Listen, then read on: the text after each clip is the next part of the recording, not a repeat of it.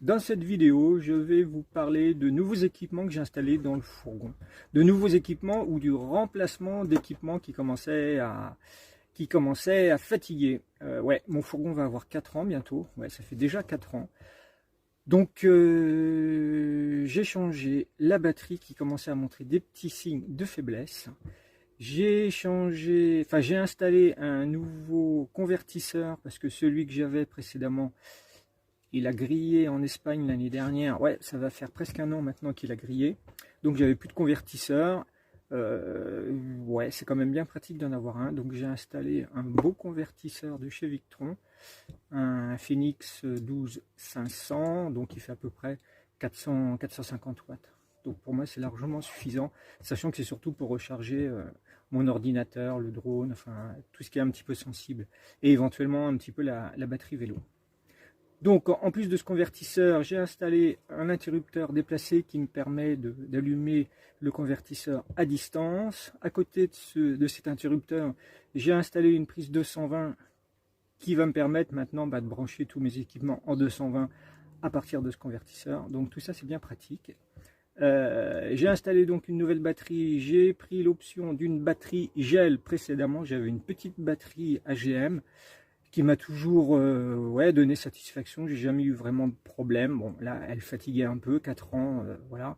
Elle a été pas mal sollicitée. Donc, j'ai installé une batterie gel de chez Antarion qui fait 105 ampères. Dans un premier temps, je partais pour installer une batterie lithium. Et ben, je ne l'ai pas fait. Et je vous dirai à la fin de cette vidéo pourquoi mon choix sur du gel et non pas du lithium. Aujourd'hui, tout au moins. Allez hop, c'est parti, je vous montre tout ça dans la vidéo et puis on se revoit à la fin. Top départ. Donc voilà, pour démonter le siège, il y a plusieurs boulons écrous à démonter, dont celui-là, le premier là. Donc il s'enlève avec une clé torique de 40. Donc il y en a un là. Il y en a un autre là. De l'autre côté, bon, il y a à peu près la même chose, mais le plus pénible, c'est que ici, il y a, vous voyez, ce truc-là. Et ça, en fait, c'est une butée qui sert, dans lequel vient s'enclencher le siège pour le bloquer. Et ça, pour l'enlever, bah, c'est un petit peu galère, ce truc-là. Donc moi, je l'ai eu avec une clé de 20. Ouais. C'est un boulon le diamètre c'est 20. C'est pas très usuel comme diamètre pour un boulon. Hein. Parce que généralement, moi, on a du 19, on a du 21. Mais du 20, c'est plutôt rare. Je pense que c'est fait un petit peu exprès pour que les gens n'aillent pas trop tripoter ça. Bon, enfin bref. Moi, je vais l'enlever avec la clé de 20 et puis je vous montre à quoi ça ressemble. Et puis de l'autre côté, il y a donc une autre vis à enlever là. Ici, là. Toujours avec la clé torique de 40. Et puis il y en a deux ici à enlever aussi. 1 et 2. Et après, bah, le siège doit tenir. Allez hop, j'enlève cela et on continue. Donc voilà le fameux boulon là qui m'a donné tant de mal à enlever, dans lequel vient se fixer le siège pour l'empêcher de bouger bah, une fois qu'on roule. Hein, ça vient se clipser. Le siège il rentre là-dedans, toc. Comme ça. Bon, enfin, c'est une vraie galère à enlever. C'est ça le plus chiant. Mais voilà, une fois que c'est fait, eh ben, c'est plus à faire. Par contre, je vais débrancher ça. Ça, c'est le système électrique, je pense. Enfin, non, j'en suis sûr. Donc voilà, maintenant, je peux enlever mes vis complètement. Ouais, j'enlève tout et puis je vous montre après. Donc voilà, le siège est enlevé. Là, j'ai accès à la batterie. Là, j'ai un compartiment qui est libre pour mettre une deuxième batterie. Mais moi, je vais m'en servir, non pas pour mettre une deuxième batterie, mais pour mettre mon convertisseur. Bon, je vais déjà enlever le siège, enfin ranger le siège. Et il est là. Mais il est bien dehors là. Je vais le mettre à l'abri. Donc voilà, donc là je vais faire un grand ménage là-dedans parce que je ne raconte pas la poussière, les miettes, enfin tout ce qu'on veut là-dedans. Il y a du sable, enfin il y a un peu de tout. Mais avant, je vais repositionner les vis là dans leurs emplacements. Comme ça, je suis sûr de ne pas les perdre et de mettre les bonnes vis aux bons endroits. Allez, hop, je nettoie et je remets les vis. Donc voilà ce que ça donne une fois tout démonté, tout nettoyé. Maintenant, je n'ai plus qu'à mettre le convertisseur. Bien voilà, j'ai fixé le convertisseur. Il est fixé, il ne s'envolera pas. J'ai fixé l'interrupteur, là. Vous voyez, c'est le petit truc vert que vous voyez là, ici, là. J'ai mis les fils d'alimentation, le plus et le moins. J'ai mis, bien sûr, un porte-fusible de 80 ampères. Maintenant, reste à brancher le fil rouge sur le bouton rouge, ici, et le fil noir, ici, là. Donc, c'est ce que je vais faire. Et puis après, on essaye. Oui, bah ça, c'est le régulateur que j'étais obligé de démonter parce que j'ai débranché les panneaux solaires pour faire l'installation pour être tranquille. Et les fils du panneau, ils sont là. Bon, je fais le branchement et puis bah, on se revoit. Donc voilà, j'ai branché le fil positif sur la borne plus et le fil négatif là sur la borne moins. Ouais, bien sûr, hein, auparavant j'ai coupé la batterie hein, via le coupe-circuit et j'ai déconnecté le panneau de contrôle hein, pour être tranquille. Ça coule de source. Bon, bah maintenant on va appuyer sur le bouton, on va voir ce qui se passe. Mais je vais d'abord rallumer, enlever le coupe-circuit. Donc voilà, j'ai remis la batterie en roue, en marche. Je vais appuyer sur le bouton parce que j'avais installé préalablement, mais ça je pense que je vous l'avais montré, le bouton pour allumer le convertisseur à distance. Attention, on appuie dessus ensemble. 1, 2, 3. Ah, ça s'allume bleu, c'est bon signe. Et là, il y a la petite lumière verte sur le convertisseur. Donc ça m'a l'air bueno. Bon, ben, je vais brancher un appareil dessus en 220, puis on va voir ce que ça donne. Premier test. Alors, il faut que je trouve un truc à brancher. Bon, voilà, j'ai trouvé une lampe. Celle-là, là. Je vais la brancher. Donc, je vais brancher ça sur le convertisseur. Hop. Voilà, c'est branché dedans. Je vais allumer le convertisseur parce que je l'avais coupé quand même, par précaution, toujours. Donc, je rallume. Voilà, ça s'allume toujours bleu. Alors, attention, messieurs, madame. J'appuie sur l'olive et qu'est-ce qui va se passer?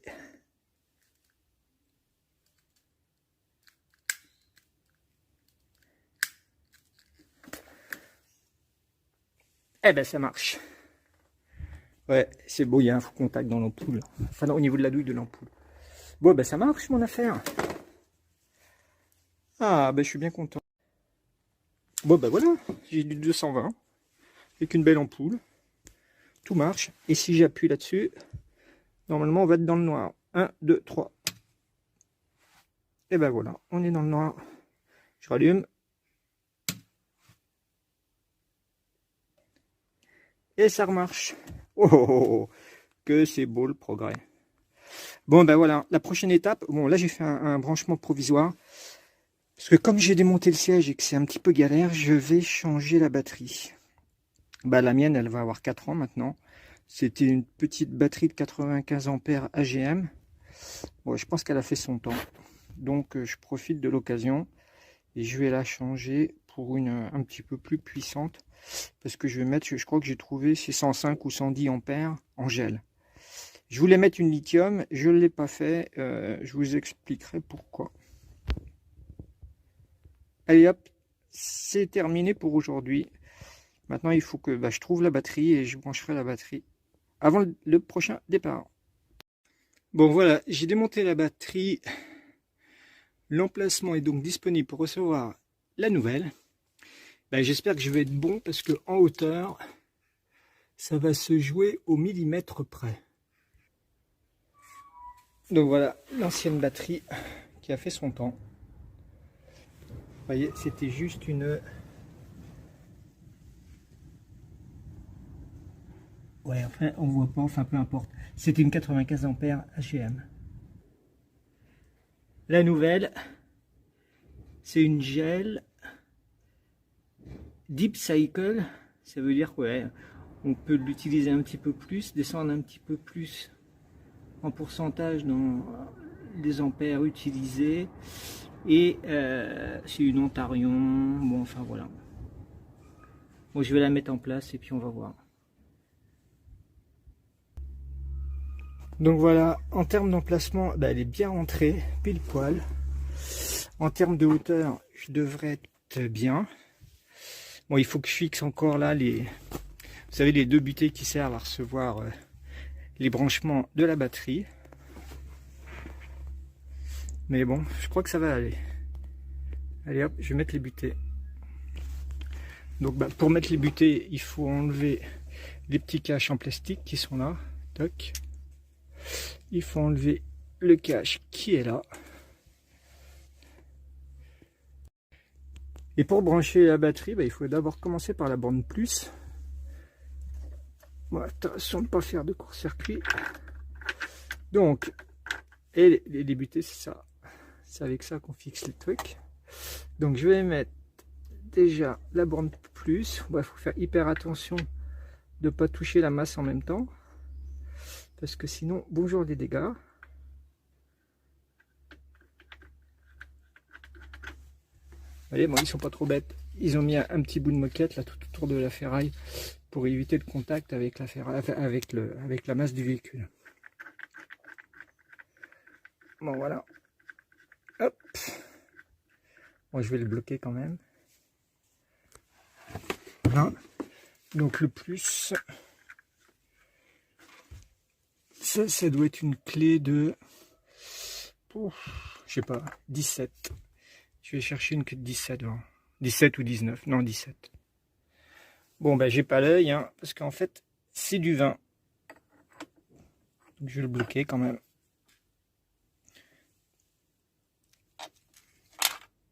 Hop. Voilà. Donc je mets la cosse sur le plus. Et là, c'est une clé de 10 qui doit être là. Donc, je vais la serrer. Voilà, déjà à la main. Voilà. Je vais la bloquer avec la clé de 10. Toujours en faisant gaffe à la ferraille. Bon, voilà, c'est bien serré. Ça bouge pas. Donc, on va faire pareil maintenant sur la borne moins. Donc je mets, oups, ça c'est normal, c'est pas méchant, je mets ça, toc, je le bloque, c'est toujours du 21,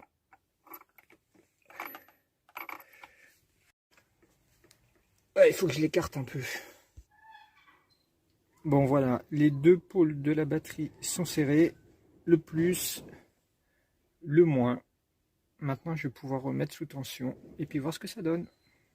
Non, avant, je vais rebrancher le panneau solaire sur le régulateur. Parce qu'il va falloir re-régler le régulateur en fonction des caractéristiques de la nouvelle batterie. Bon, je refixe le régulateur et puis on en reparle. Donc voilà, le régulateur est branché, je l'ai refixé. Je ne sais pas si on va voir, mais vous voyez, la petite LED bleue clignote. Donc ça veut dire voilà, qu'il est bien alimenté. Impeccable. Donc je vais réalimenter le tableau de commande, voir si tout va bien. Et oui, ça marche. Vous voyez, le petit voyant vert là, il s'est allumé. Enfin, je ne sais pas si on voit bien. Là, vous voyez peut-être mieux.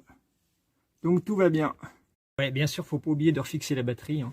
Et là, il y a deux pattes de fixation que j'ai resserrées qui tiennent la batterie là sur le socle de la batterie. Et puis devant, il y a une barre métallique Voilà, qui se présente comme ça, qui vient s'enficher là, et il y a deux goujons qui sortent,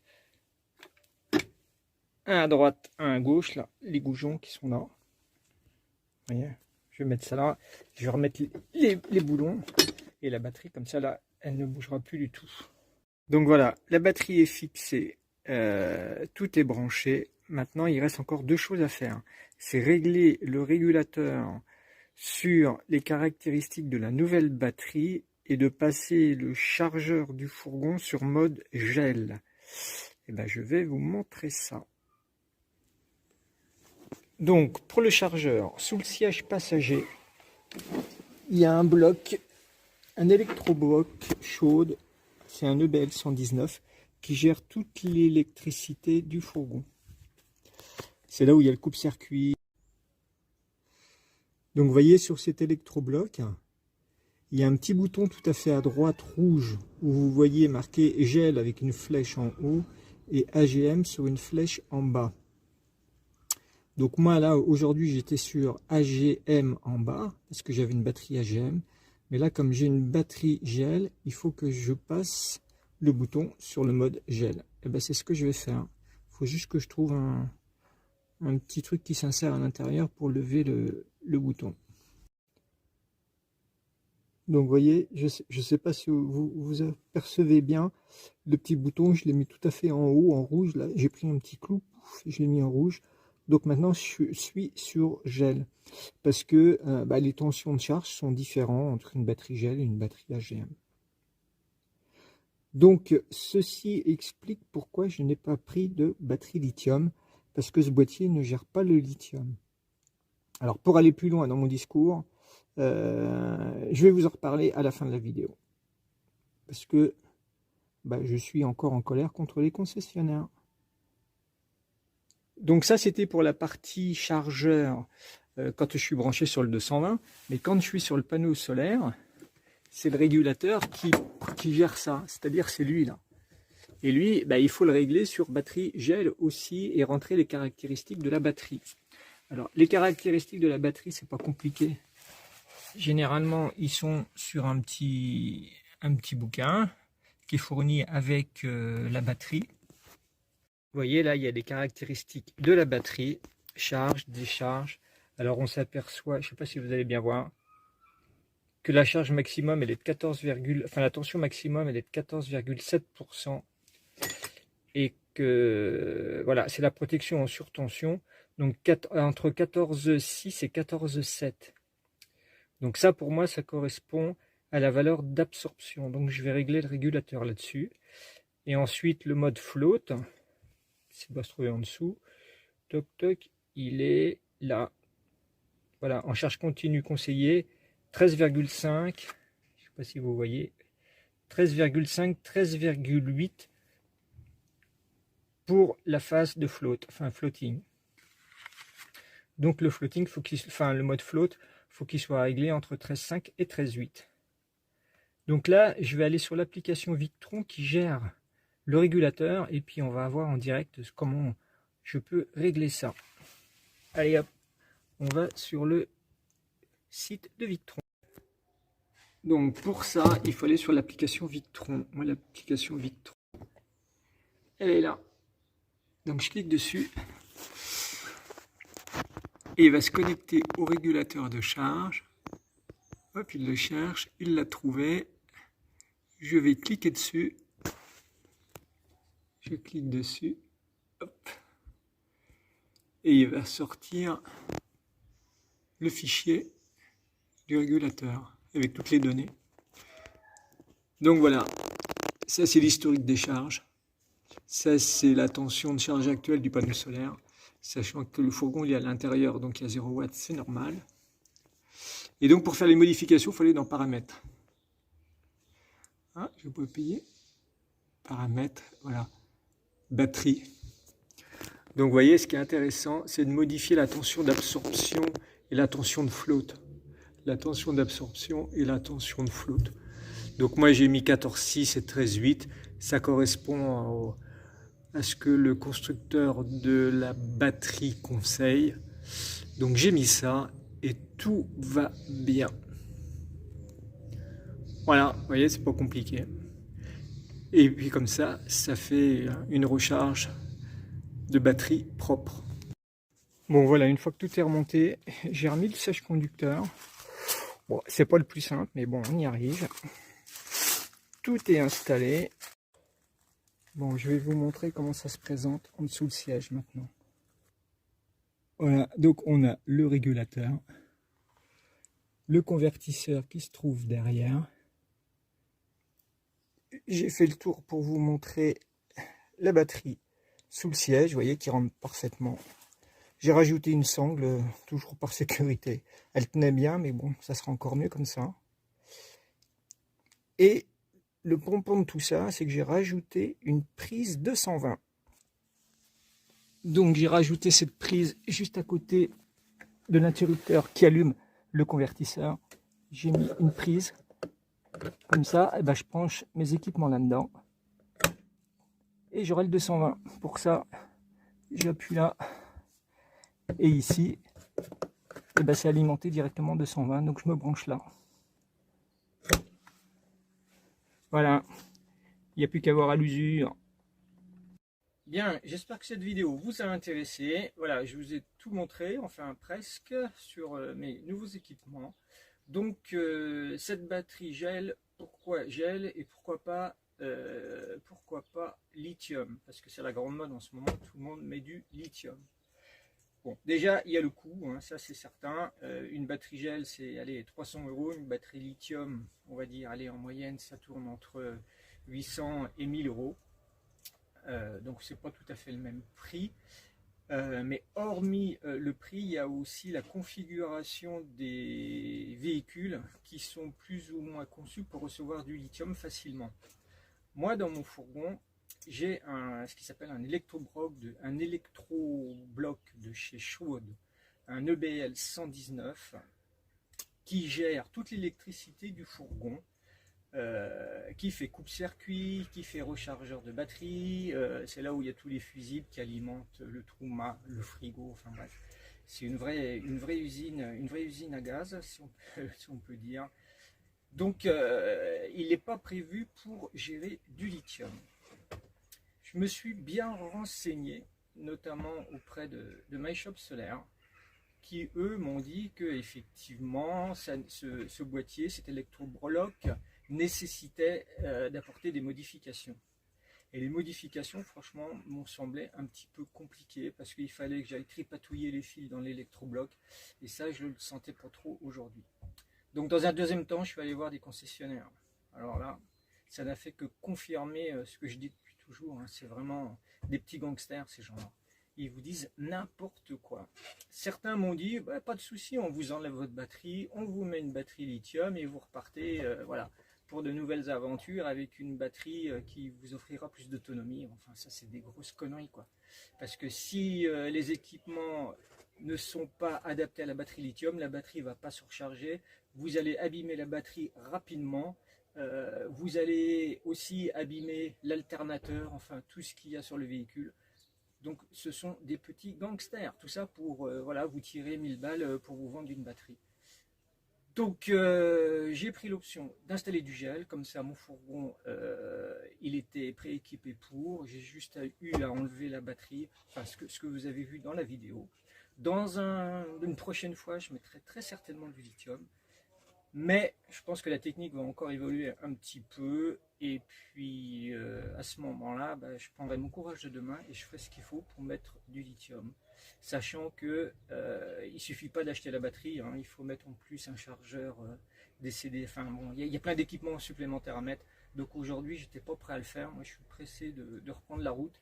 Donc j'ai mis ma petite batterie gel qui va bien faire l'affaire. Quand j'ai besoin vraiment de 220 à plus grande puissance, j'ai mon groupe électrogène. Donc la vie est belle comme ça. Je vais repartir. Et puis bon, le lithium, ça sera pour plus tard. Eh bien écoutez, en attendant, je vous dis bye bye et puis à très vite pour la suite des aventures bien sûr.